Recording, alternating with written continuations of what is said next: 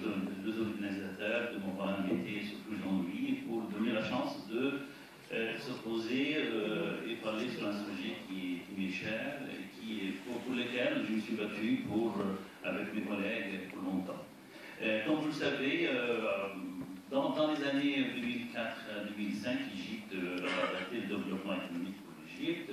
On a adapté l'économie de la connaissance, où il fallait essentiellement et urgent de faire de l'innovation une priorité. En fait, nous avons essayé de faire une politique nationale publique de l'innovation qui favorise l'esprit de l'entreprise, la création de valeur, permettre une grande diversité culturelle et de savoir, essayer d'attirer les meilleurs étudiants, les jeunes chercheurs, les entrepreneurs, rendre efficace le transfert de résultats de la recherche. En fait, il y avait toujours en Égypte une malentendu ou bien une confondue entre l'invention et l'innovation.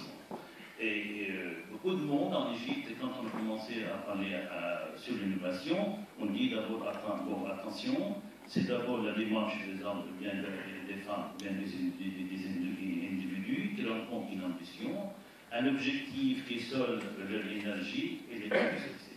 C'est peut-être vrai à une grosse partie, mais la rapidité avec laquelle le monde change un but de ce siècle, qui favorise, c'est l'émergence de nouveaux acteurs et de nouvelles actrices. Il fallait une politique d'État. C'est l'État qui doit faire la politique. Nous avons adopté une stratégie nationale, on a élaboré, avec laquelle on doit réviser et essentiellement évaluer. Il fallait se battre pour changer notre pensée radicalement, de penser l'innovation et la politique qui est l'un des corps. Il fallait changer, de passer d'une vision où la dépense de recherche et développement était la principale préoccupation. On parlait toujours de sciences et technologie, et à une vision systémique axée sur les résultats en termes de croissance et en compétitivité. On vous remercie infiniment de votre participation. Ça a été une bonne journée. On trouve que l'accord sur le contenu est quand même assez important. Le problème qui reste, c'est comment on va pouvoir rentrer ça politiquement dans les pratiques. Et à notre avis, ça sera fait quand les pays du Sud, avec nous bien sûr, commenceront à mettre en place cette vision, cette façon d'approcher les choses. En tout cas, il faut qu'on travaille nord-sud, en réseau là-dessus. Il faut qu'on propose ça, que vous proposiez ça aux grandes organisations internationales, vers lesquelles nous suivrons. Mais il faut de suite. Voilà. Un des grands défauts des Méditerranéens, c'est qu'ils ont plein d'idées, et souvent ils ne les poursuivent pas assez. Donc je crois qu'aujourd'hui, ça a été une journée extrêmement productive.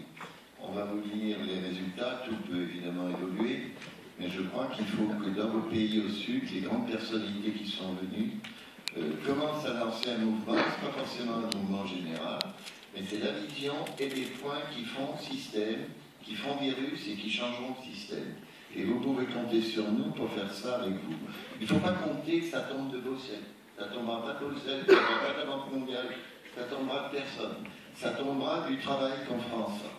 Voilà ce que je voulais vraiment vous dire avec l'écho qu'on aura à nos propositions. Merci encore pour cette journée. Le président de l'Institut de Méditerranée, moi-même et tous les collègues, on vous remercie vraiment de votre présence et on tâchera de faire mieux l'année prochaine.